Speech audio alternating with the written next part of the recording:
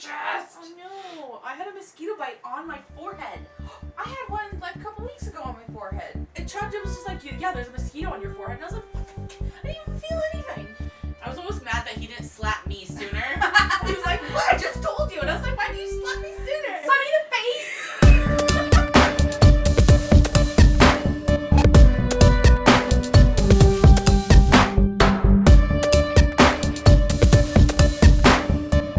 Hello. Hey guys, welcome. I'm Abby. And I'm Shauna. And I forgot how to talk again. Good start. It's fine. This is Anxious and Afraid. Welcome back. Welcome Hello. to the Hot and Sweaty edition. Yes. Brought to you by the HVAC we spent all of our money on and is now not working. All that for nothing. I know. That's so fun. It's so fun, you guys. I actually have a question. Does anything work out the first time in adulthood? Not in my experience, but I bet it does for some people. I want to know what it's like to be those people. I'm not sure. I'm just like, I thought we did a pretty good job at we got a reputable company to put it in. Sure. It's only been there for a few months. We're going to get a new filter. We're hoping that's maybe the problem. I know you have to change that out quite often. Yeah, and there's been a lot of pollen. We live in the valley, so Sure, so it's probably a little bit more often than average. So I don't know why that, because it had we did use the air conditioning when we had that hot spell a couple weeks ago, and I think it worked pretty well. So I'm hoping it's the filter. If not, we're gonna have somebody come out, and that's a real bummer. But what are you gonna do? I'm sorry that it's not just working like it should. I know, it's just pumping out lukewarm air. We were so excited for it, and here we are still suffering. I know. We specifically got it so that it would stay nice and cool in Theo's room. Poor guy. It's because Upstairs room. his room is upstairs, so it gets hot. Yeah. So He travels up. anyway, That's why you're anxious and afraid? that is. Also, I had that dental procedure that I Update? was very nervous about. Yes. The drugs did pretty much nothing for me. Oh, cool. So That sucks. I'm so sorry that nothing works out. Medical wise or medicine or anything or such a bummer. anything to do with your body. Yeah, it's just I think I just had too much adrenaline coursing through my veins, and it just flushed out any kind of sedative that I could have taken. But the guy that did it was awesome. He was amazing. He's this little Chinese man who has these very adept little hands. They just get right in your mouth, and he was great.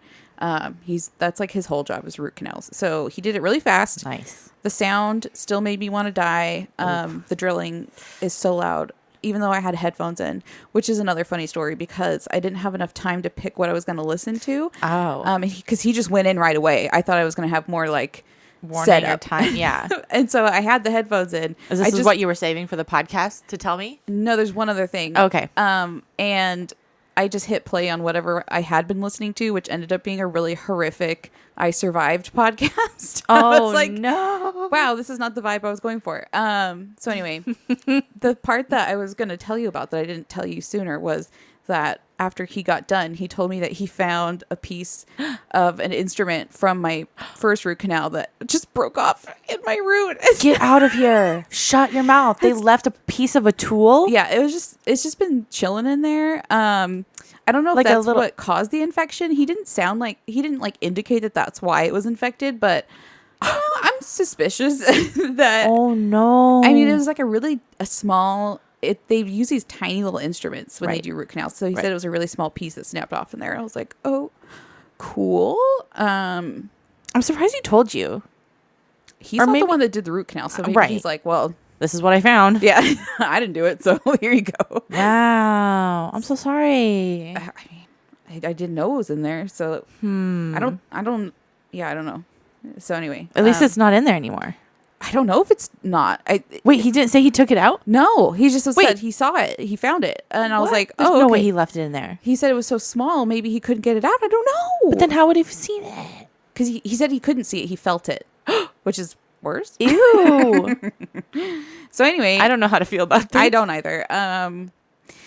But Everything's fine in the end. We're still alive. but it's over with. I have another appointment this week to look at my. Yeah, it's over with. That was the biggest hurdle. That was the biggest hurdle. I just have to get a filling where he drilled the hole, and then That's easy hopefully peasy. That I mean, compared to everything else, that should be pretty easy. Yeah, fillings are no thing. Yeah. So anyway, what about you?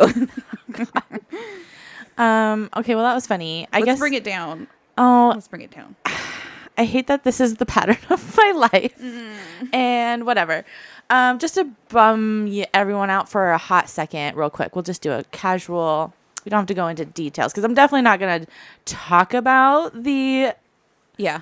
whole thing. But yeah, unfortunately, we lost a podcast cat family. Lost a kitty. It's actually Reggie's brother, Louis. Yeah. He was my big Bubba boy, Lou. And it was a little bit of a traumatic situation in the house. And he was only 10 years old. But Is that how old they are now? Is he 10? I think I maybe misjudged Reggie's age.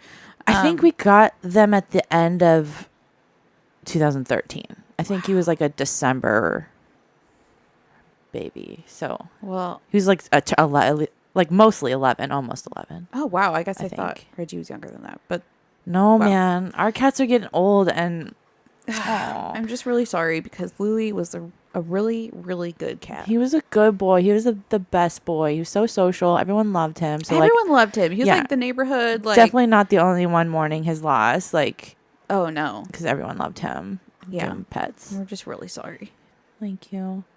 But yeah, so that's why everything sucks for me. And I'm fine. I'm just, I just have to keep on going. And you guys had like a little service for him, and he's got a little spot. We did. We did. We took the whole family out. Like I took Rylan. I even grabbed Maya and had like a quick Oh, you little grabbed like Maya, I too. did. I grabbed her. She kind of goes outside, but kind of doesn't. So I Yeah. just held her, and we were just like, "Bye, Lou. We love you." Oh, And like then Rylan kind of made it nicer, and she's like, "Yeah, bye, turn 2," because she's always telling people she turned 2, and we laugh every time. in case you didn't know. Yeah, I just turned 2, and it's been a while since You're she's like, turned 2. But girl, you turned 2 in like February. she got to let everyone know. So Okay. yeah, we have a little plant out there for him, and that's my update. So cool, but everything's fine. R.I.P. Lou. Yeah, You absolute legend. He was such a good cat. yeah. And I'm glad I got to see him like the weekend. Oh, he got before. everyone got to see him, and he got to see everyone right before it And he was just unfortunately living happened. his best life in the sunshine. Yeah, I spent all day outside. So that made me happy. I was like, okay, Yeah, he had a same. good last week. Yeah, for sure. But man, it's just so unexpected and so unfair. It is. So it makes me like reflect on life just in general. So that's been like kind of deep and like, I mean, yeah. just the drop of a hat, like no warning, something like that. can right. happen. And like, honestly, that happens to people too. Like heart attacks, like Totally. just so wild. And so like, we all like slept in the same bed for like a couple nights, and Yeah. Maya hasn't left me. Like I'm just Aw. cherishing every second with her. So Sad. yeah. Oh my gosh. Hug your pets, everyone, Hug right now. Everyone right now, go kiss the top of their sweet little head. Yeah. Give them a smooch. It's just the worst part of having a cat. Pets Is in knowing general, that you're yeah. gonna have to watch them go. Roscoe, don't listen. Oh shoot! He's below Turn us. off your ears right now, Roscoe. We were just talking about cats. Dogs live forever. Yeah, that's different. It's different. Yeah. I mean, we always say this. Roscoe is in the room. So if you hear any weird noises, it's him. It's definitely him. All All right, so I know that I'm not the only one. Oh wait, is there other things to mention? I was just going to mention it's stupid and doesn't matter because I messed up so many times last episode. But my sister Hannah pointed out I said a date. You messed up the whole episode, I'm Abby. so bad at talking in general. She told me that I said a date wrong at some point. I don't even know which date it was. So sorry. Don't take anything we say for fact. Here's my blanket apology for not being able to read. Oh, I it's think okay. I said We have like all done it. 1968. I think instead of for the Olympics, which would have been way ahead of the time period that we Oh. were in at that time. But anyway, Well, it's okay. We forgive you, thank you. and it's still an amazing story that everyone is anxious Yeah. to hear about. Yeah. Are you ready for part 2? I don't know if I am, It's gonna be just as but people have been Gnarly. dying. They've been like, "We're ready for part 2. Let's go." I know. So okay. here we are. Let's Okay. go. Okay. All right. So, welcome back. Part 2, episode 110. 110. Yes. Of the Louis, which is, I kept thinking like, oh, Louis. Oh, Like your kitty. So, every time I was like typing that name, I would think of Lou. Okay. Louis Zamperini. So, That's right. yes. As with part 1, my main source material for this episode is a book that I read called Unbroken, a World War II story of survival, resilience, and redemption by Laura Hillenbrand. Amazing book. I did finish it. So, and my in-laws did point out, shout out to Larry and Lavenna, they clued me in that this book was made into a movie by the Ooh. same name. So Fun. I think Angelina Jolie produced it or backed it or something. Oh, interesting. I heard it was pretty good, so you can check that out. Okay. And I know it's been a couple weeks, so I'll just do a brief recap of where we left off. So sure. when we left Louis, he had just spent 48 days on a raft in the Pacific Ocean with his fellow airmen, Phil and Mac. Mac sadly passed away from starvation and exposure, leaving Phil and Louis to miraculously make it to land. Sadly, though, they made it to the Marshall Islands, which were held by the Japanese.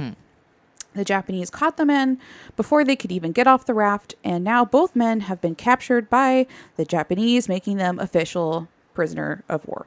Yep. There's a lot of sharks involved, too, in between that. Yes. I guess I could have recapped all of it, but it just seemed like a lot. I mean, I think we're all pretty traumatized. We definitely didn't forget that part. Yeah. but- There was a lot of sharks, sinking planes, Shooting planes.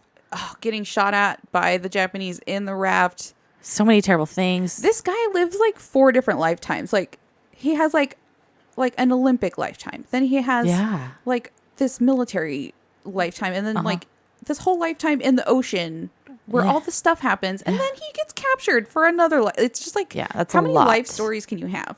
It's a little much. Poor guy. Okay. It's a lot. All Okay. right. So here we are. Here we go. Okay. So, any questions, comments, concerns before we dive back in? Nope. Michael? Okay. All right. So, Louis and Phil have just been hauled aboard a Japanese ship off the coast of the Marshall Islands. Neither man could stand. Neither had eaten in 8 days. Yeah, they probably look really rough. They do. They are like dyed yellow from this raft. Beards, long hair, skinny, burned, covered in salt sores. It's bad. Ouch. So they were made to crawl to the ship's mast, where they were tied to it, and then questioned in Japanese and beaten. Not long after this, the ship's captain came out and seemed to scold the men for the treatment.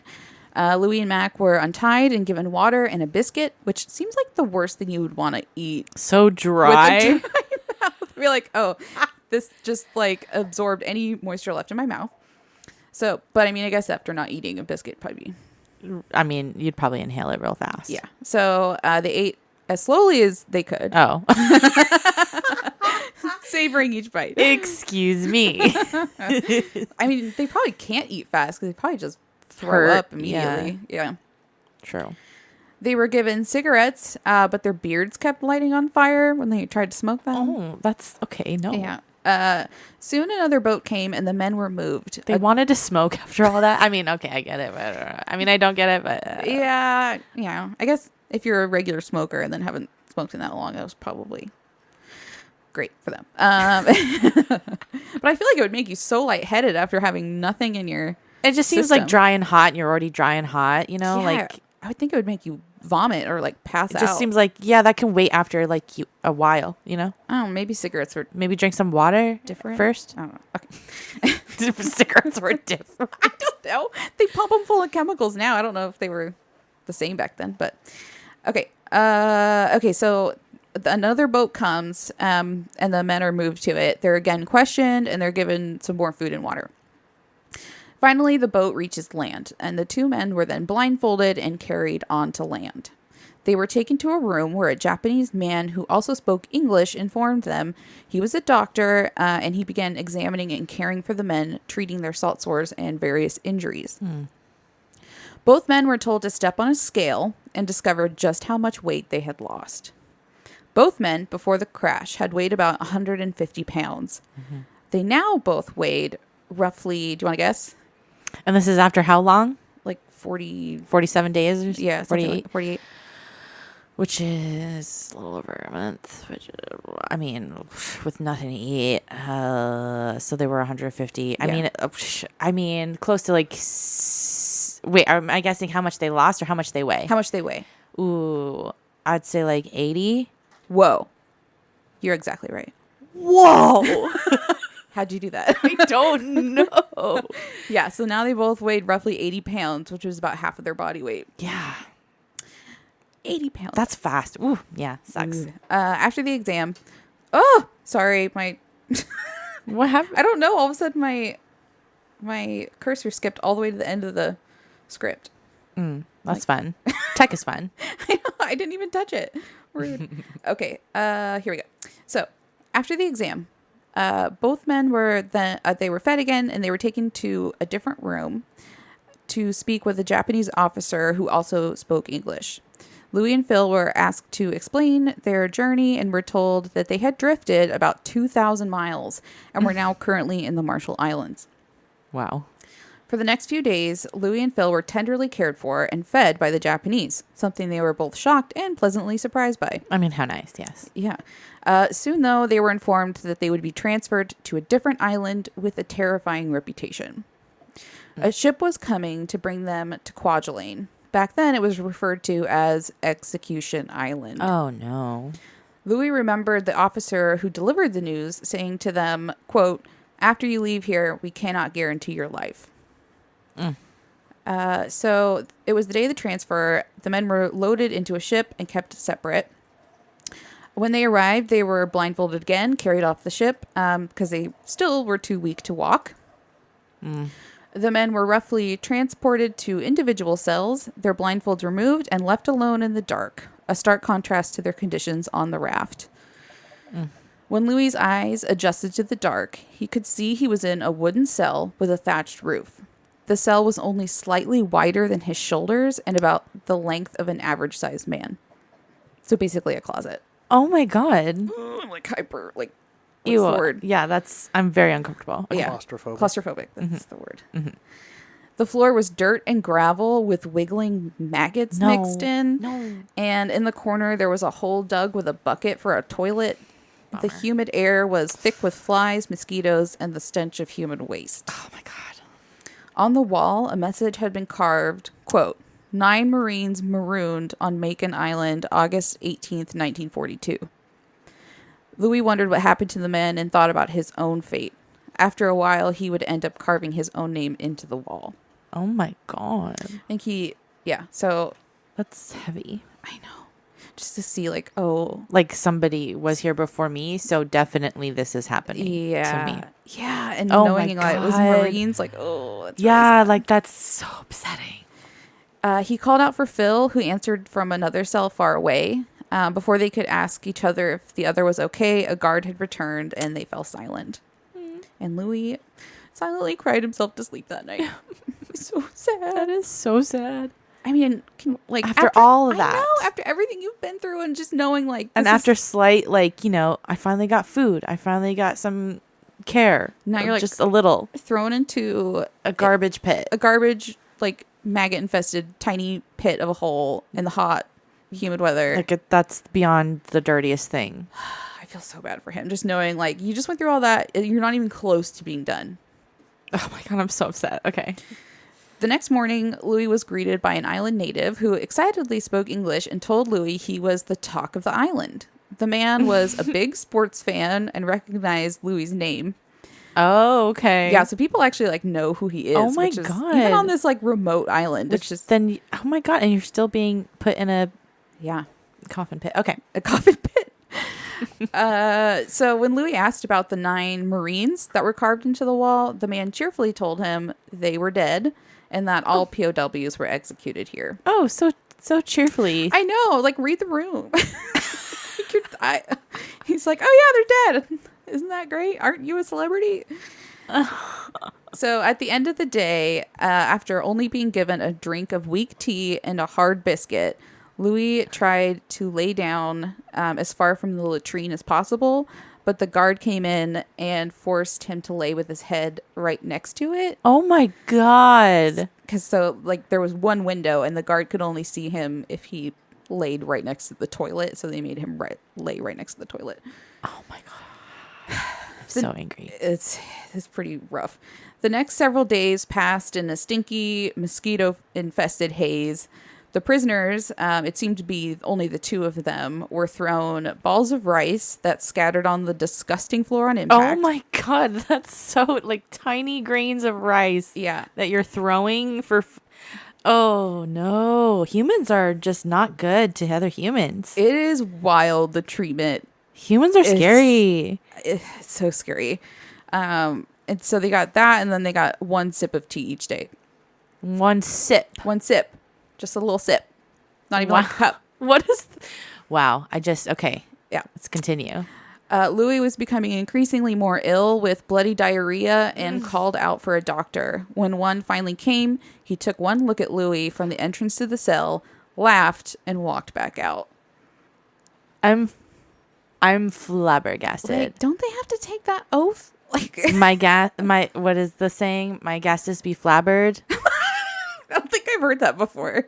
It's one of my favorite new things. Wait, say it again. my gas are flabbered. I don't know. I'm not sure. Flabbergasted. I'm ruining it. I feel I have to. Yeah, I ruined it. I heard it say it the other day on that's why we drank, and I just loved it. So Oh, she's always saying funny stuff. my flabbers be gasted. My flabbers be gasted. Is that it? I love it. Keep it. Okay, Hippocratic Oath. That's the thing I was talking about. I thought all doctors had to take the Hippocratic Oath, but Oh yeah. Okay. Yeah. it's like do no harm. Well, I guess he's not technically doing harm, but he's not helping Nope. either. That's definitely still harm. I guess. I mean, I would argue, but Yeah. yeah. That's the I would question reality so hard because everything is so backwards. And he's also in just like this fever haze. So Oh yeah, and your Ugh. state, yeah, miserable. yeah, Miserable. I can't even fathom. So Louis did his best to strengthen his legs, but the lack of food and water made it nearly impossible to make any progress. You're also in a cell the size of a closet. Yeah, so you can't move. Yeah, he began to beg the guards for water, and they responded multiple times by throwing a cup of boiling hot water in his face, blistering his skin. The fuck? That's just so extra awful. Like, yeah, it's like beyond extra awful. It's like it's not even just one notch extra awful. It's like 3 notches extra awful. boiling water. And he was so thirsty, he just kept asking, hoping, but every time Eventually. they just throw boiling water at him. Wow. So he never thought he was going to miss that raft, but here he was missing it. Holy moly, who knew? Right? Occasionally, he or Phil would cough to let the other know that they, were still alive. You're killing me. That's so sad. That's all they could do to signal to each other was cough. It's just so sad. You're breaking my heart. They were together like so intimately for the so whole long. time. They got to hold each other at least, like Yeah. when their friend died. Oh my god. Phil wasn't doing any better than Louis. He was also dealing with large rats in his cell. Ooh, large rats. Yeah. The guards were merciless and cruel to their captors, taking their frustrations of the war out on Louis and Phil. They would throw rocks and lit cigarettes at them. They would force Louis and Phil at gunpoint to sing and dance the Charleston while man. laughing hysterically at them. Wow. Okay. But not all of the guards were awful. Louis and Phil ended up befriending one man who spoke a little English, and he had like converted to the Christian faith. I guess. And so after he found out that Louis and Phil were also Christians, he began sneaking them food and having conversations with them. He even defended them against a particularly vicious guard. So, Wow. Okay. yeah, there were some good ones in there. Soon, though, the interrogations started. Officers would question Louis and Phil about their planes, how they operated, war strategies, and even how the soldiers found sexual relief. It was common practice at the time for Japanese soldiers to enslave women and girls as, quote, comfort women, which is a nice way of saying sex slave. It's really, yeah, that's really sugarcoating. I know, it. comfort women. I'm like, oh, Comfort. it was really bad. So they were like really curious, like how American soldiers, like, Dealt with you don't, that? You don't do that to you your don't have women? comforts. So bad. Oh, okay. And then the medical experiments started. No, on them? Yeah. No.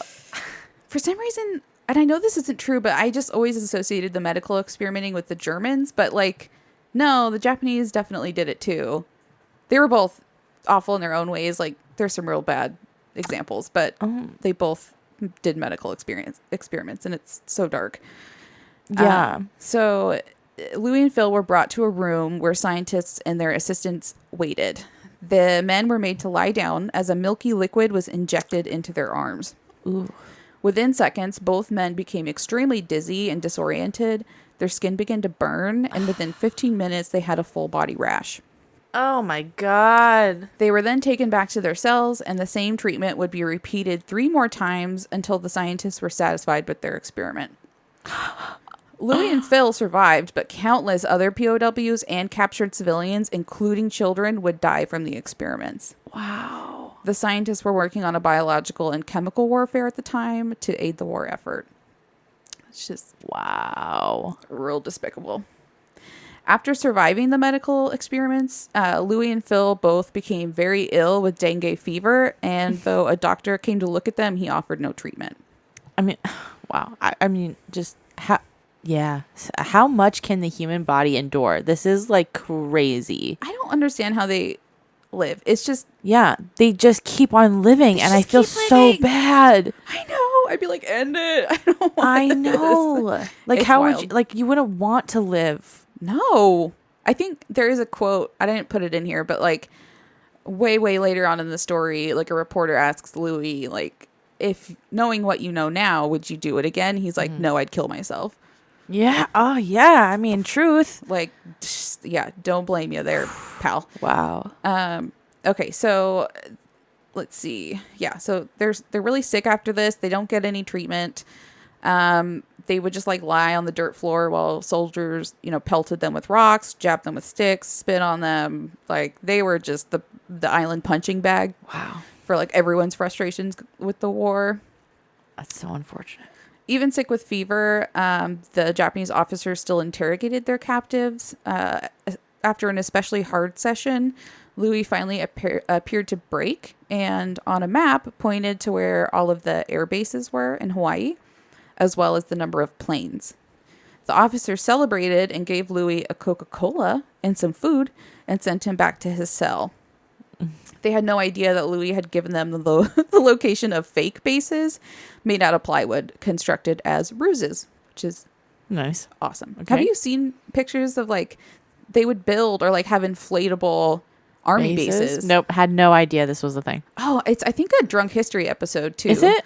But it's a really cool story. They would make all these fake bases everywhere That's as wild. decoys. Yeah, I would have never thought. I want to say like Hollywood might have been involved. I can't remember. It's a cool story. Oh my gosh, Hollywood, of Yeah. course. The set Well, then building. that makes me think, well, then they definitely faked the moon landing, right? But that's a whole nother episode. Just kidding. I've never really looked much into the fake moon landing, but I just, No, I really never entertained it. no, I feel like that happened. I'm gonna believe that one. I hope so. I hope so too. Let's see. So after the fake admission of U.S. secrets, the POWs had used up all of their usefulness, and the logical conclusion for the Japanese was to execute them like all of the other captives. Luckily for Louis and Phil, though, they changed their minds at the last minute and decided to transfer them to Yokohama, Japan, in a POW camp. The two men saw this as good news because it was their understanding that official POW camps had to follow the Geneva Conventions and treat their prisoners humanely. Mm-hmm. They would be sorely mistaken. Oh, okay. Yeah. Bummer. Of course. They left, and after a 3-week trip, arrived in Yokohama. Louis and Phil were blindfolded and taken to the POW camp, where Louis received his first bath since leaving Hawaii. Oh my It was gosh. pretty amazing, Wow. I would imagine. I hope that was the best bath. He said it was pretty great. Okay, good. But soon after this, Louis would come to find out that he was not in any regular old POW camp. He had been brought to a secret interrogation camp called Ofuna, and it was for high-valued individuals. High valued. VIP! Oh my god. Yeah, so basically, they send the people there that they think will have information. So the prisoners there were starved, tortured, and interrogated for information.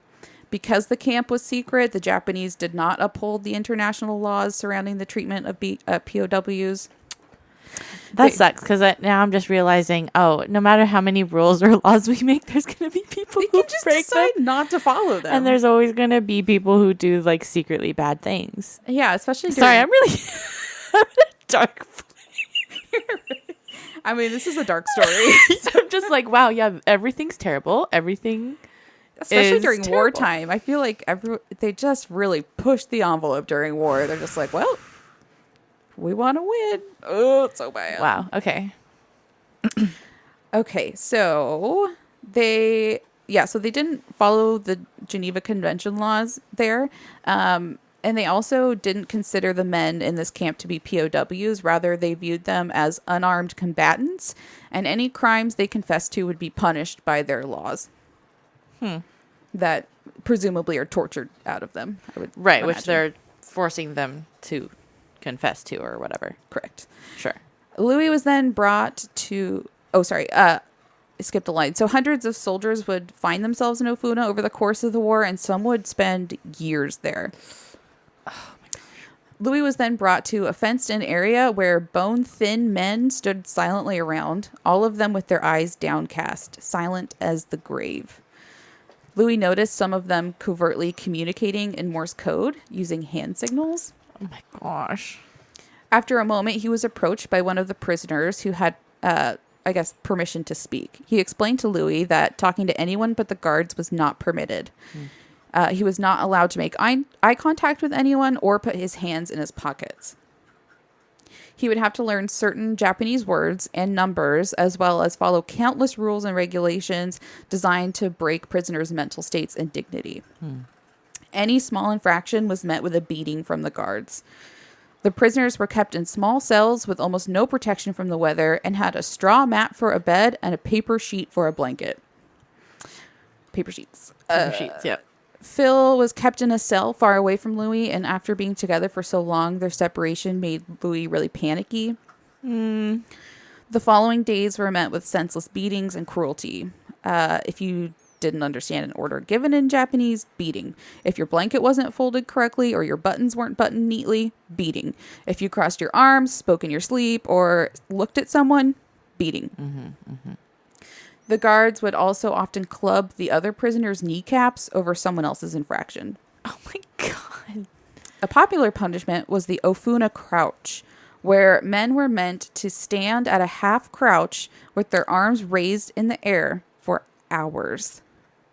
I don't even know if I could do that for 5 minutes. That's like a yoga pose. That's so many muscles, and you would be trembling. I'm just speechless. For a fit individual. And these are like starved, skinny, sick. I'm trying to remember what that yoga pose is. Like the mountain pose or something. Like, because you put your arms up to a point. And it's so hard. It is so hard. My legs shake. Wow.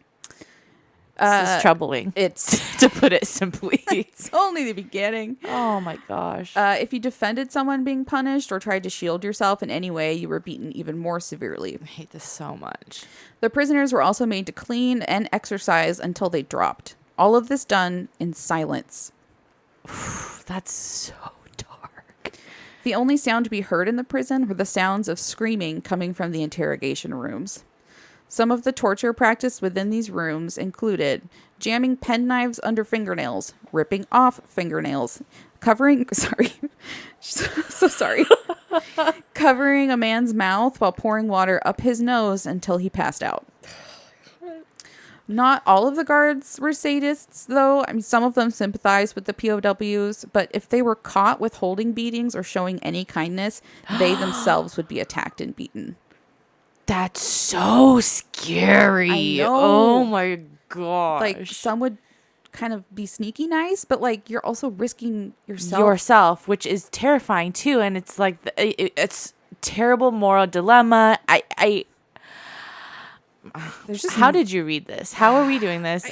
This is rough stuff, girl. Did I cry at the end? Yes, I did. Okay. It was a very emotional book. this is very intense stuff, but also, I mean, it's also important to know it, even though it's very difficult to listen to and swallow. Certainly but happened. I mean, there was no like innocent side, I think, in the war. Like, I know I'm talking about the Japanese here, but everyone did bad It's stuff. war. It's ugly. It's everywhere around. It's just like not good. I mean, America had internment camps for Japanese. I mean, America's not okay either. Okay, nobody was. We're like, not chill, defending okay? America. I'm not saying we didn't do anything bad. And We're also terrible. The story War just is terrible. Centers around Japan. Okay, I'm just. How many disclaimers do we I'm need? trying to be fair. Yeah, it's bad all around. Oh my gosh. Yeah, I'm not trying to demonize a culture. This is just what happened. Yeah. And this was like 100 years ago, like close. It's like 90 years ago. Yeah, we're getting close. Ew. But that's also like not really that far. It's really not. That's a whole like human ago. Like humans. I mean, we had airplanes and automobiles. We should have been. We should have been better. Yeah, we got to learn from this stuff. Have we? Stop, Did we? do it? Nope. We're still doing probably all of it. Yep. It's real bad. Okay. Moving on from our existential crisis. do we need a pause because we're like so dark and depressed? Do you need a break? No, I'm kidding. Okay. I'm fine. All right. I'll always be fine. You're all. Okay. Breath. Okay. All right. So. Sorry. Okay. One guard found particular enjoyment. No, because you're gonna get worse. Okay. You're gonna get.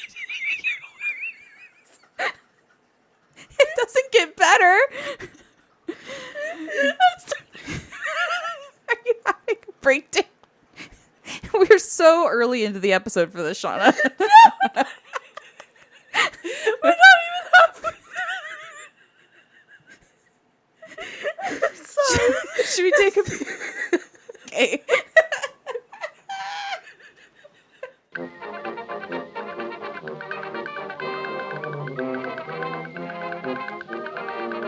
Okay, I got my shit together. We would like to formally apologize I'm so sorry for that our I hysterical breakdown. I couldn't help myself. We don't think it's funny. Not at all. I just want to point that out. It's just a stress reaction. For sure. If we get kidnapped together, they're going to kill us so fast that we're just going to start hysterically laughing. Yeah.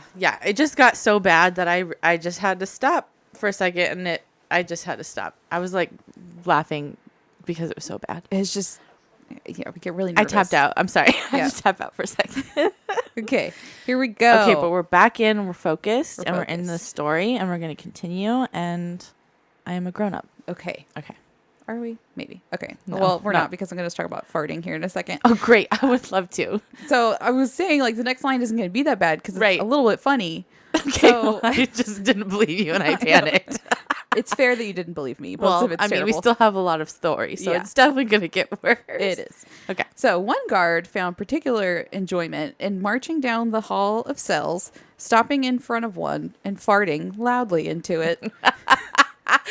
That's funny. I mean, on the scale of what they could do, that's kind of funny. Yeah. I might laugh at that. No.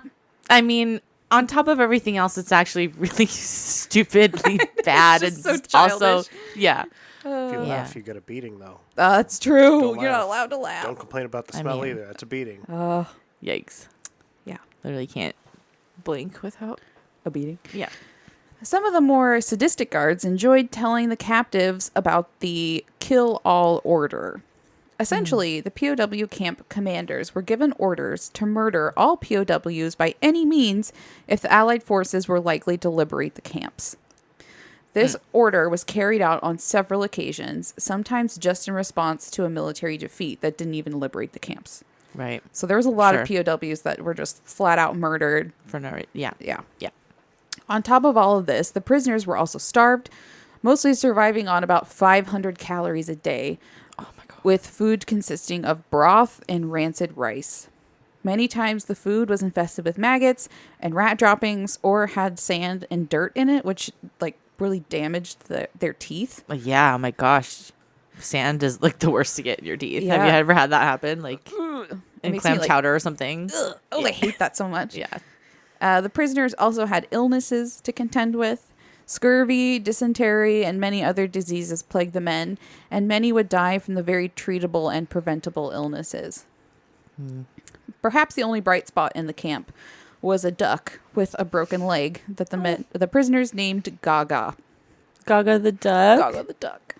One prisoner fitted the duck's leg with a splint, and the duck followed the men around everywhere, eating all the extra food scraps the prisoners saved for him. Oh, even with 500 calories, I know, they're still feeding this little duck. Because they love the duck. Oh, It's like a Disney movie if it was really dark. Oh, I'm picturing it like bright yellow and cartoony, and I know that's not the case, but that's how I'm picturing it. It's just very cute. But that is cute, yeah. The prisoners also attempted to keep their spirits strong by defying the guards any chance however they could. Because of the language barrier, some prisoners would speak to a guard with an upper inflection as if asking a question, but in reality, they were insulting the guard or saying something to another prisoner. I love that. Prisoners would quickly mutter conversations when the guards weren't close, or they would speak in Morse code with their hands. Louis quickly learned that all the guards had nicknames such as Liverlip, Turdbird, which that's a good one. Liverlip and Turdbird. Those are such like 1940s insults. I love it. Liverlip, Turdbird, Flange Face, the Weasel, Fatty, and the classic Shithead. Wow, so none of these guys could really talk, yet they named every single guard. Yeah. They got nothing but time. That's so... I don't know how to feel about it, but... It's fun. Aw. I like the names. That like Turdbird needs to make a comeback. It's a good one. Turdbird, yeah, that's a great one. My favorite act of defiance was a stunt the prisoners pulled when they were forced to bow to an image of the Japanese Emperor Hirohito every day. The men would hold their farts in. Yes. When they were ordered to bow, they would all let loose, filling the room with the smell and sounds of explosive farts. I mean, amazing. It's pretty funny. I don't know how they didn't all get severely beaten for that, but... I mean, yeah, because it's kind of obvious that it's more than one person. Right. I don't know. Maybe they were like, all right, touche. I guess you can have that one. We'll beat you for something else. As the days and months dragged on, Louis befriended several of his fellow prisoners, including a man from the same part of California Louis had come from. The man had been a pilot and had also gone down in the water, getting picked up by the Japanese and taken to the same tiny prison in the Marshall Islands, where he had seen Louis's name carved on the wall. Whoa. From the same part of California, also That's wild. Yeah, it gets captured kind of in the same way. Yeah. Sees his name on the wall, and then once the man arrived at Ofuna, he asked for Louis and was amazed that he was still alive, and then the two became friends. Oh. Wild. With the help of his new friends and a kindly kitchen attendant who slipped him and Phil extra food, against all odds, Louis began slowly regaining a little weight and some of his strength. When the guards found out Louis was an Olympic runner, they made him race a Japanese runner who, of course, trounced him. Of course. But Louis started running again anyway, doing laps around the camp when he felt strong enough. One day, he was challenged once again to race a Japanese runner. Near the end of the race, Louis was behind, but he knew he could beat the man with a burst of speed. He also knew that he would pay dearly for it, but he did it anyway. He won the race and had a savage beating from the guards. But for him, it was worth it. Yeah. And this is where I put my first original break spot. So I guess we can take another quick break.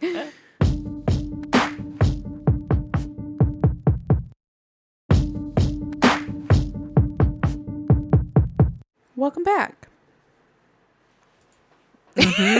Indeed. It's just nodding. Okay. Sorry.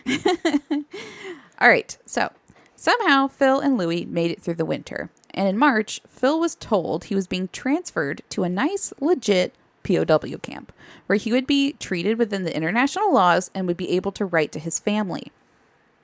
After all that time together, Louis and Phil were finally being separated. Louis could only hope that his friend was going to a better place, but unfortunately it wasn't to be. He was actually sent to a labor camp where the prisoners were made to mine for copper and any correspondence to their families were destroyed. As the war progressed, the U.S. attacked the Japanese-held Marshall Islands, aka Execution Island, and were surprised to find amongst the wreckage scrap of wood with a name carved into it, Louis Zamperini. Ooh. After digging through the records the Japanese had kept, the military were shocked to find out that Phil and Louis had actually survived the crash and had been taken by the Japanese. From the records, they could see the men had been sent to Japan, but had no clue what happened to them after that. Mm-hmm. Because of this, they chose to keep this new revelation a secret from the families until they could find out more. Okay. Louis' family, meanwhile, struggled immensely with the unknowing. They were left in limbo. That is the worst. Yeah. So he wasn't declared dead. He was declared missing. And Louis' mother knew deep in her soul that her son was still alive. Wow. The same was true for Phil's family. They all clung to the hope that their boys were still alive out there somewhere. Phil's fiancée Cece even went to a fortune teller over her desperation to find out anything about her missing love. And she was told Phil was still alive, though injured, and he would be home or found before Christmas. So she just like clung to that information. Yeah, I would too. As the spring and summer stretched on, conditions in Ofuna worsened. The corrupt guards stole most of the food delivered to the camp for the prisoners, and the rations became so small that all of the prisoners were wasting away. From the bits of news the prisoners could gather, they gleaned that the war was not going well for Japan, and the distant air raids only confirmed their suspicions. The kill-all order, however, remained in the POWs' minds, knowing they would all be murdered if the Allied forces came to save them. Mm-hmm. This part sucks, so I'm just telling you. Oh, okay, let's make it quick. Perhaps the worst of all was the death of Gaga the duck. Oh. The cruelest of the guards killed him in a way I am not going to repeat. That's just so mean. Yeah, but the death of the animal would stick with Louis, and even after the war, he would recount how that was the worst thing he witnessed during the war. Oh. After everything he's seen. Right. There's just something about like a just innocent animal that does no idea. I know, did nothing wrong, was just there to like, it made everyone happy, like didn't do anything wrong. Literally in the worst place, in the worst circumstances, you were the only little bright thing that these guys could see, and then it was just literally brutally murdered. It's just senseless. It's awful. After this, escape plans were hatched and then abandoned after prisoners found out that not only would the escapees be executed if caught, but several other prisoners would be killed as well. In September 1944, 1 year and 15 days after Louis had been transferred to Ofuna, he was told he was being transferred to an official POW camp. He was elated like Phil had been, hoping to finally be treated humanely and to be able to write to his family. I guess that's never the case. Of course not. He was transferred to a camp called Amore, which sat on an island in Tokyo Bay. Camp Amore had once been a pretty decent camp as far as Japanese POW camps go. There was still forced slave labor, tiny rations, and a rampant preventable disease problem, but the guards were not senseless and cruel like they had been at Ofuna. Unfortunately, though, not long before Louis arrived, things would change for the worse with the arrival of one man. Corporal Mitsuhiro Watanabe was that man. Watanabe was a handsome man who came from a wealthy family and had been extensively educated. When the war started, he enlisted, assuming with his status in society that he would be made a high-ranking official. This did not happen. Much to the shame and embarrassment of Watanabe, he was made a corporal and assigned to Camp Amore as the head disciplinary officer.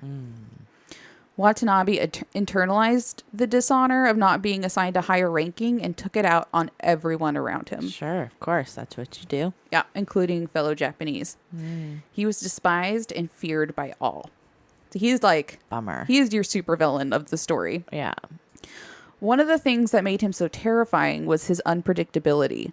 In one moment, he would approach a prisoner and give him candy and gifts, and the next he would brutally beat him. Sometimes after the beatings, he would beg for forgiveness and cry to the man, only to turn in an instant and beat him again. Many prisoners said that he was a sexual sadist, finding sexual release in the cruelty he inflicted on others. Blech. It's just extra icky. Yeah, that's like really, really icky. Just like so violating.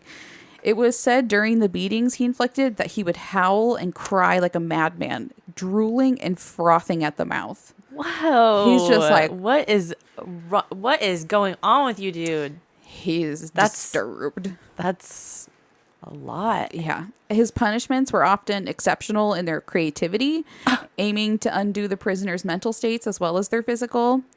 He would force men to bow for hours to pumpkins and flagpoles, leaving them in only their underwear for days in a shack in the middle of winter. He once practiced judo on a man who had just undergone surgery for a ruptured appendix. Oh my God. He forced prisoners to break camp rules and then beat them when they did. He called men to his office to burn letters from home in front of their eyes. He changed how he wanted to be addressed each day and then beat prisoners when they guessed wrong. He's just like... That's really messed up. He's just like a supervillain. He's really bad. But Watanabe's most intense cruelty was saved for the highest ranking POWs. He was obsessed with punishing the men who outranked him. And unfortunately for Louis, after finding out that he was an officer and an Olympic runner, Watanabe set his sights on destroying Louis. Yikes. Later nicknamed the Bird, Watanabe would hunt Louis every single day, beating him when he was found. Louis did his best to hide in groups of men, but it was no use. He was always found and always beaten. It got to the point where other prisoners were like, what the fuck is up with this guy? Like, why is he so obsessed with you? Yeah. He's just like, I don't know, man. That's so upsetting. Louis strove to survive his time in the camp and fight back, joining a network of POW thieves who stole from the Japanese war effort and waged guerrilla warfare wherever they could. On November 1st, 1944, the POWs would get their first tangible glimpse of the Allied forces closing in on Japan. The signs of defeat in Tokyo were already there. There was no grown men left in the city, leaving women and children to shore up defenses wherever they could. Businesses were closed and food was scarce. On the morning of November 1st, a new American bomber, unfamiliar to the POWs, would fly over the prison camp. It was a B-29 Super Fortress, and as the name implies, it was a beast of a plane. Absolutely massive and capable of carrying huge bomb loads over extensive distances. This plane would be the downfall of Japan. On this day, though, the plane only carried cameras, mapping the route for the planes that would follow. When the prisoners saw the American plane overhead, they broke out in cheers and celebration as the Japanese guards stared on with a look of dread on their faces. The bomber flew over Tokyo, unchallenged, for about an hour before a Japanese plane flew out to meet it. But then the American plane just flew away unscathed. Propaganda newspapers would later report the B-29 fled in terror, but everyone who witnessed it knew the truth. Japan was in trouble. Unfortunately for Louis, though, this event only enraged the Bird, or Watanabe. We're just going to call him the Bird. I got you. Who targeted Louis even more intensely than before. One day, he burst into Louis' cell and accused him of not coming to attention quickly enough. The Bird took off his belt, complete with a large and heavy belt buckle, and whipped it at Louis' head, belt buckle first. The blow took Louis to the ground in a burst of blinding pain. The Bird then pretended to be sorry and helped Louis up before whipping him in the head again in the exact same spot, taking him back to the floor. Louis would be deaf in one ear for weeks after that. Ew. But the Bird never let up in his brutality and continued to beat Louis every single day. One day, though, there was a spot of hope for Louis. He was approached by two men from a Japanese propaganda radio show and was given a death notice announcement for himself from the American news stations. After being missing for so long, the American military had officially listed him as dead. The Japanese radio show wanted him to go on their show and correct this in an effort to make the United States look like they were spreading misinformation. Louis decided to do the radio show, which eventually made it back to America. He was forced to lie about his treatment and health in the prison camp, but nevertheless, his family now knew that Louis was alive somewhere in Japan. Wow. Unfortunately for Louis, though, this wouldn't be his first request to broadcast with the propaganda show. He would soon learn why he'd been spared from execution when he was first captured. The Japanese had plans of using his celebrity status against the United States by making him a propaganda puppet. Louis wasn't having it, though, and refused to read the copy, much to the frustration of the Japanese. He was then sent back to Ofuna, where the bird was waiting to beat him with renewed vigor. In the coming weeks, Louis and the rest of the prisoners would be distracted by the arrival of American B-29s. Sometimes only a couple, other times over 100 coming into Tokyo to conduct bombing raids. Mm-hmm. Japanese citizens began camping out outside of the POW camps in the hopes that they wouldn't be blown apart as their city was savaged by the bombings. Another Christmas came and went at the camp, and luckily for the prisoners, some good news was coming their way. The bird was being transferred to a different camp along with a promotion in rank. Because of this, he decided to throw himself a going-away party. Some of the POW officers decided to bring him a parting gift. They cooked up a gravy to pour over rice, and in a move straight out of the book The Help, they gathered up human shit Yes. from dysentery-infected prisoners and Wow. mixed it into the gravy. I get it. The party was a rager, and the officers sat back and watched with satisfaction as Watanabe feasted on the shit-laced meal presented to him, believing that the men were actually sad to see him leave. Wait, he didn't taste the shit? I guess not. Get out of He here. ate it. And he was like, wow, you guys really like me. Gross and you nasty and what? He had several poisoning attempts. They're like, this guy won't die. Like, we don't know how to kill him, like, sneakily. Wow. Yeah, I think there was, like, one time. It's not like he had a couple bites or one bite. He, like, ate the whole thing? He ate the whole thing. Have you seen The Help or read the book? No. There's a great scene where the lady puts shit in a chocolate pie. And a lady- chocolate pie. Lady eats it, and she's like, eat my shit. And I was like, yeah. Oh, my gosh. Anyway. Ew. It's pretty gross. That's so gross. Okay. After the bird left, the camp became a much more livable place, and the men were allowed to write home to their families at last. But for Louis, his time in Amore without the madman was short. On March 1st, he and several of his friends were transferred to a different camp called Nawetsu. As happy as they were that the Allied forces were advancing, they couldn't help but be horrified by the devastation of the city of Tokyo as they were transported away. Yeah, it's not pretty. And it's like, obviously, Still innocent. civilians and like, it's just bad. Yeah. When the men arrived at Nawetsu, they were disappointed to find the camp buried in a deep, snowy landscape. The snow was 14 feet deep in some areas and bitingly cold, with temperatures plummeting well below zero. The prisoners were told to stand at attention upon arrival, and after some time, the commander came out and shouted at the men. Louis took one look at him and collapsed to the ground. It was the bird. No. Looking at Louis like Christmas came early. Oh my god. I'm so upset. It's just like a waking nightmare. Like, you finally think you get rid of him and you go right to the camp where he was transferred to. It's just... That is so... I was literally, when I heard that part of the book, I was like, oh, no. Like, I would... no. Wow. That's so Highly upsetting. unfortunate. I put a break in right here so we can take one. Okay, it's perfect.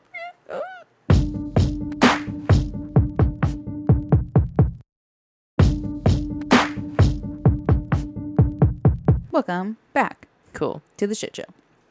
Mm-hmm. Yep, literally. All right. So this camp would come to be even worse than the last, if you can believe it, with 1 in 5 prisoners dying from disease, exposure, or starvation. Because, like, I don't know what would be worse. No, probably the snow. The snow would be worse than the hot, I think, when you don't have the right clothes or anything to survive it. Yeah, because I think with heat, like, you get to a point where, like, you just pass out, like, from the heat. Yeah, I guess. I mean, they're both terrible, but like with Terrible. snow, you're going to get like frostbite. Yeah, I feel like it's more painful and you're more aware. Miserable. I don't know, but yeah. The buildings at this camp were so poorly constructed, it often snowed indoors, and everything was infested with fleas, lice, and rats. Ah, the fleas on the lice. Makes you itchy. Every day, Louis was hunted and beaten by the bird. The only relief was the slave labor forced on the prisoners in the form of shoveling coal or laboring in farm fields. One day, a guard knocked Louis off of a makeshift bridge with a 4-foot drop. This resulted in a knee and ankle injury so painful that Louis could no longer use that leg. Because of this, the bird made Louis clean out a pig stall with only his hands. So just shoveling pig shit with his fingers. In May of 1944, 400 new POWs arrived at the camp. They had all come from large cities in Japan, such as Osaka, and they had news that Germany had fallen, and now the full strength of the Allied forces was being focused on Japan. The larger cities were being bombed relentlessly, and POWs were being moved to more isolated camps, such as this one, to be enslaved for the war effort. The Allied forces' victories only enraged the bird further. In June, Louis' injured leg had healed enough for him to begin regular work again. One day, the workers were accused of stealing, and even though Louis hadn't been involved, the bird picked him out of the crowd and made him stand with the thieves. He ordered all of the rest of the prisoners to punch each of the thieves in the face as hard as they possibly could. If one didn't punch hard enough, they would be beaten and forced to punch the prisoners again several times. Oh my God. Louis quickly was unable to stand after being punched in the face numerous times. He soon blacked out, and the bird would wait for him to come to before forcing the prisoners to resume punching him in the face. By the end, it was estimated that each of the accused thieves had been punched in the face at least 220 times. Wow. How do you even have a face left? No. I would think it'd be pulverized. How do you not have a concussion? How do you... Oh, they definitely had concussions. Yeah. And Louis was unable to open his mouth fully for almost a week, and he had to be carried to his cell. Okay, wow. I mean, just how much can you endure? I know. I can't even imagine being punched in the face like one time. It would have hurt so bad. I've never been punched in the face. Let's see. So in July, the POWs in several camps were informed of the kill-all order that had been issued by the Japanese government. Some sympathetic guards informed the prisoners that the execution date was set for August 22nd. The prisoners rejoiced at the success of their fellow soldiers, but began dreading the passage of time, knowing they would all be executed soon. Mm-hmm. Many of the POWs witnessed the war-torn civilians of Japan preparing for invasion. Women and children were seen running drills with sharpened sticks, practicing stabbing, and firing wooden guns. It was clear the citizens of Japan were starving to death and dying from disease, but the Japanese government was hell-bent on not surrendering and fighting to the last woman and child. Man.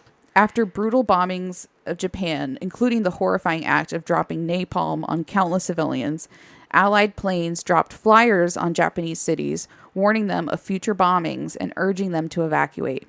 The Japanese government did nothing of the sort. In the prison camp, the bird was becoming even more unpredictable and deranged, perhaps sensing his reign of terror coming to an end. For sure. Yeah. Louis was beginning to think he wasn't going to make it. He was constantly... How do you think you're going to... Yes. I mean, make it to what, your execution? Like you're going to be like, well, he's going to get even worse, so that's when I'm going to die. He's going to make sure of it before this is all done. Yeah, there's no way that he would let him Especially live. how targeted he was. Yeah. It's amazing that he lived this far at all. Like, I just don't understand it. Yeah. So he was constantly ill. He was feverish with dysentery. He was beginning to lose his appetite and will to go on. But soon things would change. And if you know the basics of World War II, then you know what's coming. On August 6th and 9th, the United States of America dropped the atomic bombs on Hiroshima and Nagasaki to devastating effect. The men in the POW camps would soon hear rumors of an entire city being leveled by one bomb, but they couldn't believe it to be true. On August 15th, less than a week away from the kill order, the POWs looked around the camp to suddenly find all of the Japanese gone.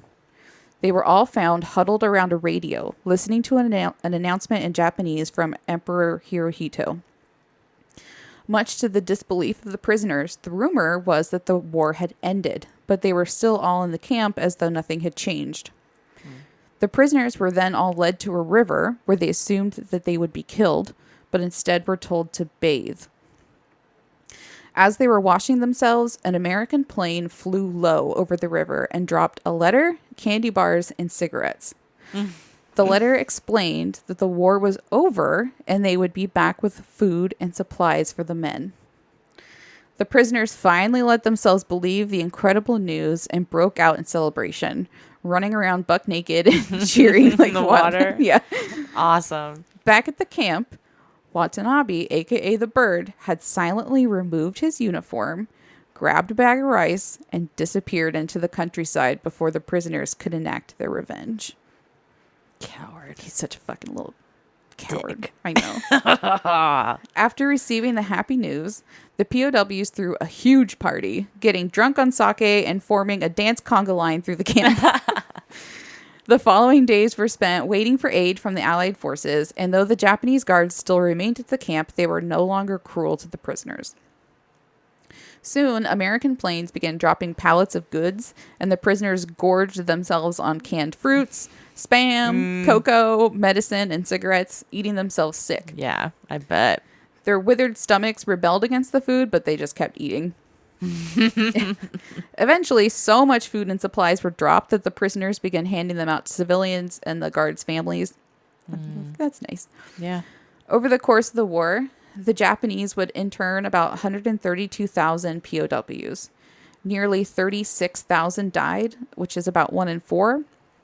And those are just the Allied numbers. The amount of Asian people, such as the Koreans and Chinese, were killed or died as a result of poor treatment in staggering numbers, like into the millions. Yeah. On September 2nd, 1945, Japan would sign their formal surrender, ending World War II. On September 5th, a train would arrive to pick up the liberated prisoners to take them to an airfield to depart Japan. What started as a joyous, sake-filled train ride would end in silent sadness as the men looked on at the devastation of Japan, especially the ones who passed Hiroshima. I can't imagine, like, seeing that. That would be Right. so eerie. Right after it, just looking at pictures, it's like the most haunting thing to look at. It's wild. It's awful. I wonder what kind of radiation they were exposed to. Ooh, that's a Ooh. good question. Point. Probably a lot. Yeah. They're just taking a train ride through it. Ew. Oof. Wow.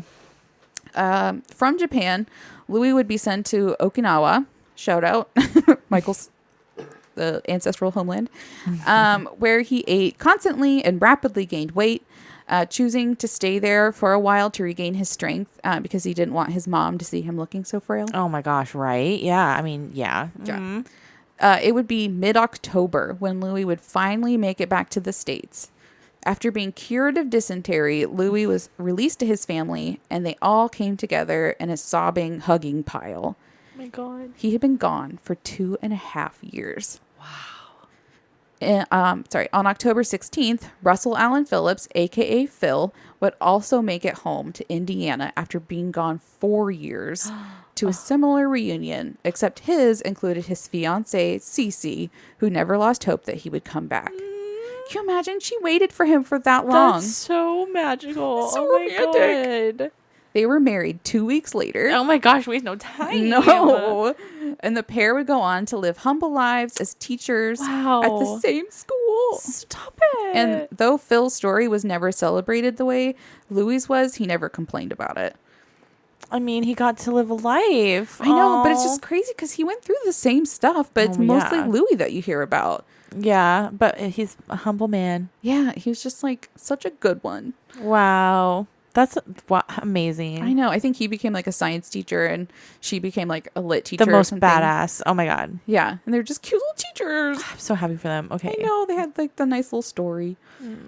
So intense. I Just so know. drastic. You just Just don't think go about back. normal, like, or I can't say normal, but yeah, that's so much to think about. I know the guy teaching you about mitochondria being the powerhouse of the cell like went through POW camps and like survived on a raft. Like, Yeah. who would ever think? Right.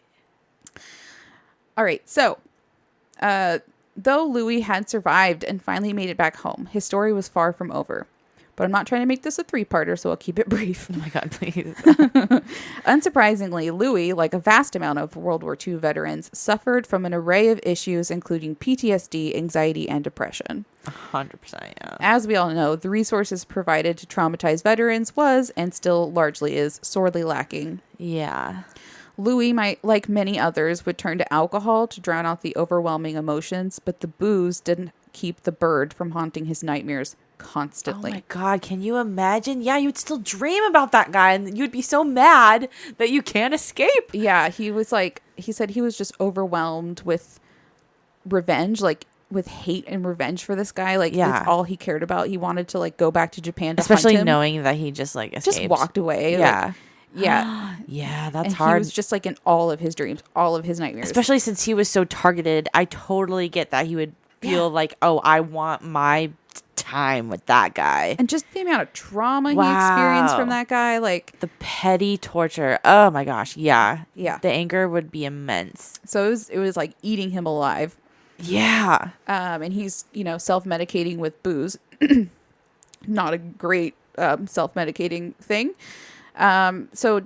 But despite this, Louis would meet a beautiful and intelligent woman named Cynthia Applewhite in 1946, who he instantly fell in love with and married a staggering 2 weeks later. It's just wild. They would go on to have 2 children and remained married until her death in 2001. Wow. Yeah. Weird. See? Wow. See?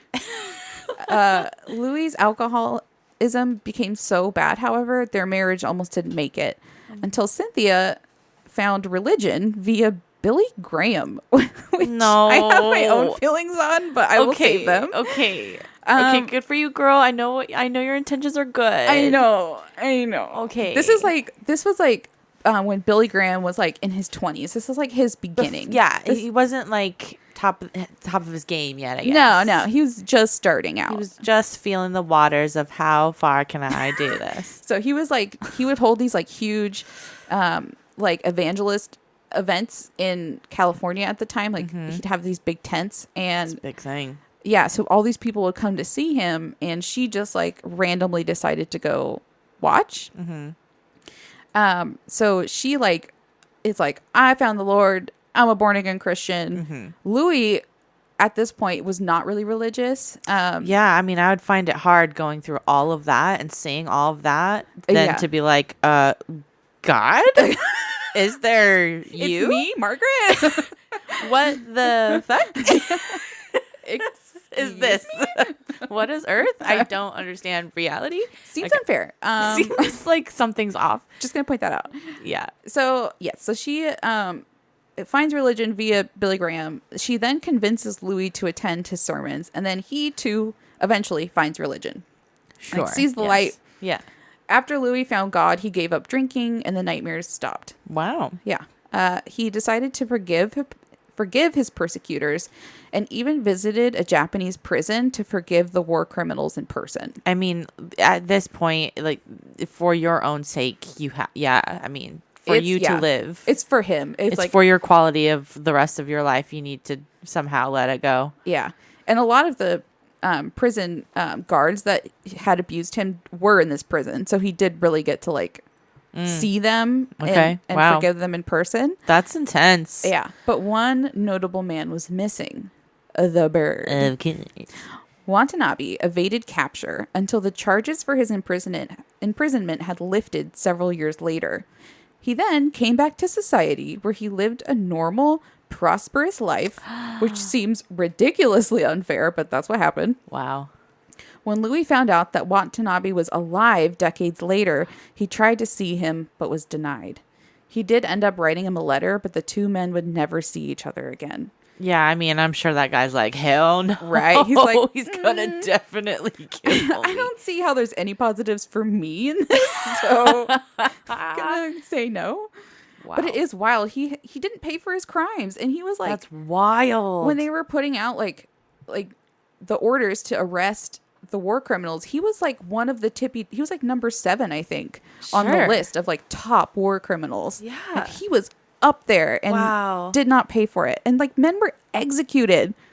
And he's just like got off scot-free basically. Yeah, I don't get it. It's wild. Life is definitely not fair. Very unfair. Yeah, so he would end up dying in 2003. Get out of town. The 2000s. I was a child. Alive. Like a large child. I was a sizable child. He worked as an insurance salesman, so I won't say he got off scot-free, but better than he deserved. Much better. Yeah, I think he got married. He had kids. Like, Whoa, imagine that being your dad. oof. I wonder if he would talk about it. Probably not. Not in, So many questions I Not in a have. truthful way. I don't, because he was just one of those guys that never really. He said sometimes that he felt bad, but I think he didn't. I think he didn't think he Lacked did the anything remorse. wrong. Yeah. He was just like, well, it was wartime, so I did. Yeah. I did what I did. I did what I had to do. That it is what it is. Yeah, so he- Probably. I mean, yeah. Ooh, ugh. Ugh. So many feelings. No excuses. There was plenty of guards that didn't do that. Like, Yeah. he didn't have to do that because he was he's deranged. Yeah. Something has to be off. Can you marrying that guy? Like, Scary. it's terrifying. Okay.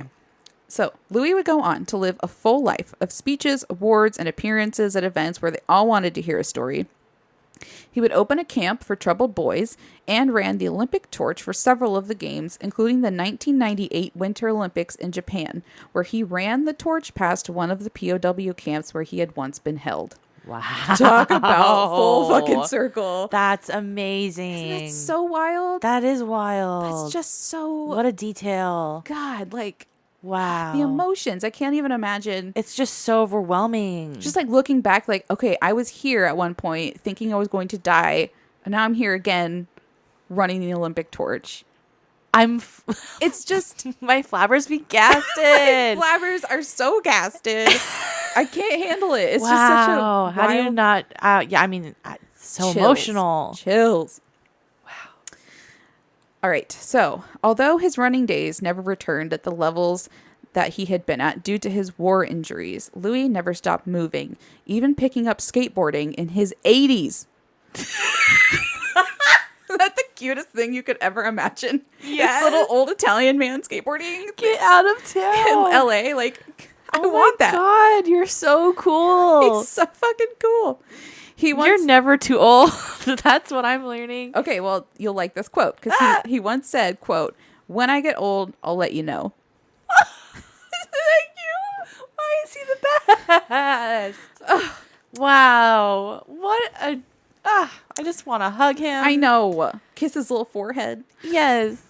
Well, he may not have ever admitted to getting old, but in 2014, at the ripe old age of 97, Wow. Louis Zamperini died in his LA home.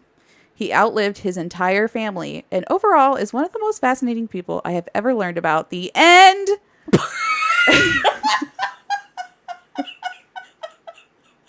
The end. The end. Done. We're fin. Wow. Wow. And an overall kind of happy ending, which is just Yeah, I mean, Nice. what a long life to live. What a full, rich life. What a badass. What a cool dude. 97 years old. He just, Wow, you did that. You lived that. he lived the most life. He did. Wow. So amazing. What an amazing story. Right? Good job for telling it. Thank you. I really hope everyone enjoyed that. And I know that that was rough in parts, but you know, Also worth it in the end. yeah, because it just ended kind of nice. So then you can have a nice feeling at the end. Thank you. And it's not all sad. And you didn't even know if it was going to end I nicely didn't. because you didn't know.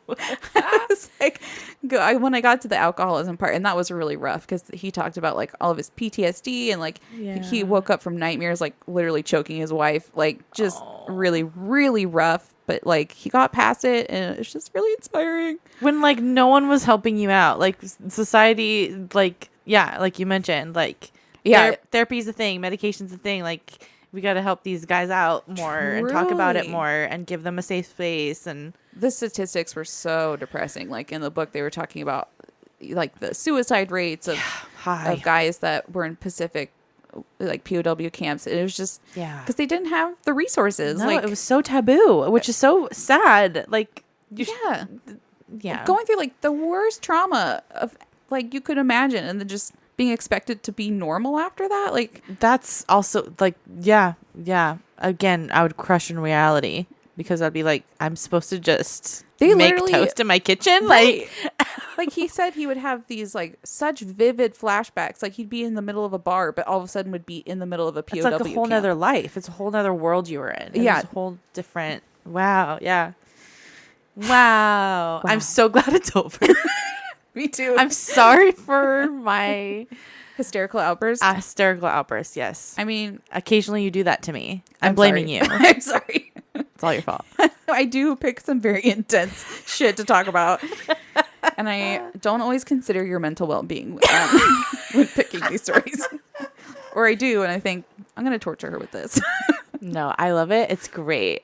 Okay. It's the best story I've heard in a long time. Oh, good. Yeah. Well, I hope everyone enjoyed that two-parter. Probably won't do another two-parter for a bit, but Yeah, you deserve a little break after that. Double doozy. double doozy. Wow. Double doozy. I like that. Okay. Should we do City of the Week? Yes.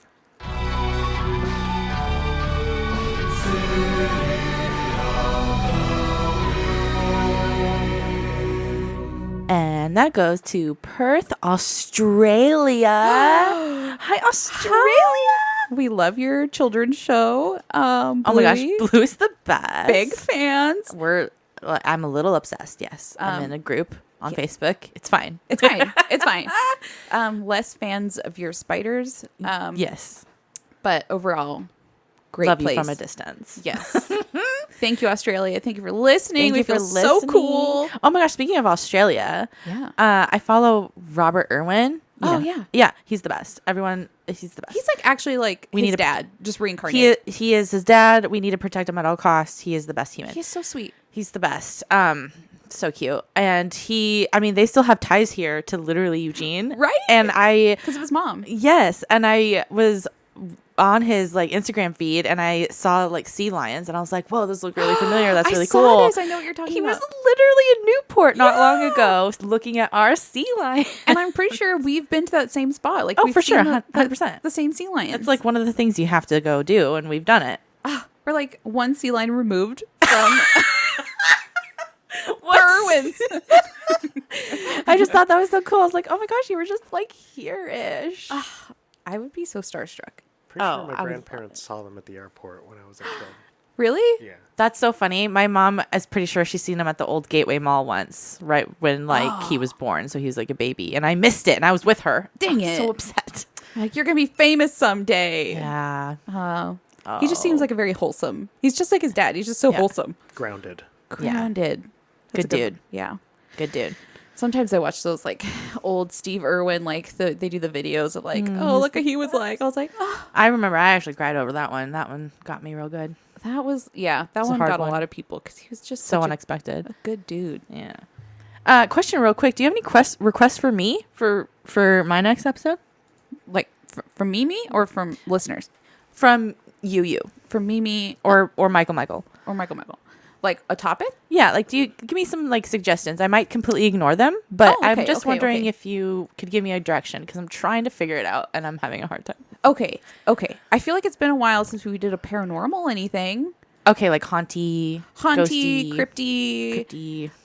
Okay, I'll try it maybe. Okay. Can't no promises. I know, but I'm jonesing for a paranormal. Okay, I hear what you. else? What else? Girl, you know I love a disaster story. I'm addicted to them. Okay, I'm trying Been to a find while something. Since we had like an emergency cannibalism, you know? It's very specific. Like, I gotta eat somebody or I'm gonna die, you know? That almost happened in the story, but they decided not to. So, That's true. Well, they said they didn't, but You never know. There's well, toe or so involved. oh, you know what's really sweet about this was like they all got interviewed afterwards, Louis and Phil, and they didn't tell the reporter about Mac eating all the chocolate because they didn't want his family to find out. Because I was like, it's such a.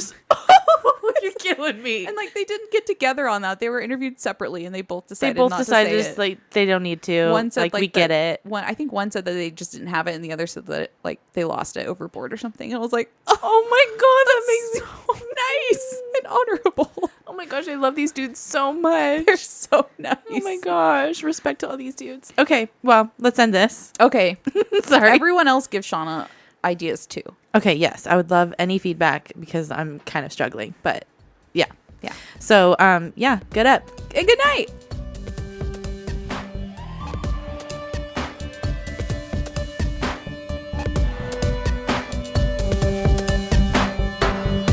All right, my sources are the same as last time. The book Unbroken by Laura Hillenbrand, wikipedia.com. Our music is by Broke for Free and Matt Edwards, and we are edited by Michael. All right. Should I list our social needs? Please do. We have a lot of our things at Anxious and Afraid the Pod. So that's our handle for both of our Facebook page and group, along with our Instagram and Gmail. We have a Twitter at AA the Pod. You can support us on patreon.com/anxious and afraid. If you do that, you get some pretty nice perks. You get ad-free episodes that are released a whole day early, and you get a free sticker. You can also support us for free if you can't do any of that by leaving a rate review.